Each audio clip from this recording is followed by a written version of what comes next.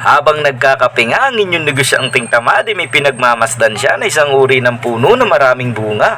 At hindi pa nga nakontento sa pagtingin niya, tinawakan niya pa ang dahon sabay higop ng kape at pagkatapos nito'y napalagok pa. At yan na nga, tumayo na ang bida. Alam ko na ang susunod nito for sure, mayroon siyang ipapakita. Ay hala, tara na! Ito nga palang isang uri ng klase ng puno na kapatid, pinsan, tiyahin. Ewan ko ba, di ko alam ang istorya. Basta ang alam ko ay kauri ito ng uri ng fig tree. Ito nga pala ay takilis kung tawagin dito nila sa Negros at doon naman sa amin sa Quezon ay upli. Alam nyo ba ang dahon nito ay napakagandang ipanglinis? Magaspang kasi ang dahon nito at magandang ipangkiskis. Lalo na yung tuyong dahon nito, durable. Kung may kakilala kang makapalang muka, try mo to sa kanya, ikiskis.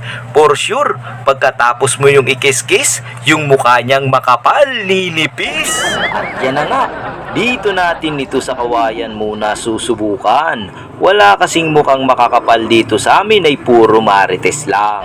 At itong dahong berde muna ang aking susubukan. At nang makita ng mga mata nyo kung ano ang kaibahan. At sa paulit-ulit na kuskusan, ayan, malinis na yan. At dito naman tayo sa di kataasan. Itong dahong tuyo ng uple ay atin ang subukan. Ulit-ulitin lang ang pagkiskis ng medyo may katagalan. At huwag kang masyadong magmadali, mas maganda yung dahan-dahan upang ang resulta nito ay talagang may kagandahan. At ang bunga daw pala nito ay pwede daw itong makain. Kaya naman ang tulad ko, abay, nakipitas na rin. At sa may bandang dulo nga ay may hinog pa rin. Kaya naman pinitas ko na, baka may iba pang kumain. At ito na nga pala ang mga bunga na nakuha ko.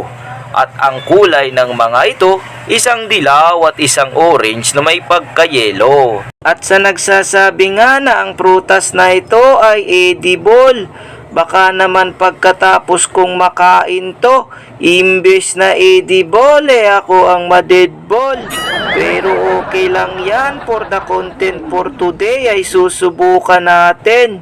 At dito nga ay nagdadalawang isip pa nga ako na ito ay kainin. Pero nang nalasahan ko na, aba, parang papaya lang pala siya na matabang at walang ibang lasa. Kaya naman sinubukan ko na itong orange na may pagkayelo.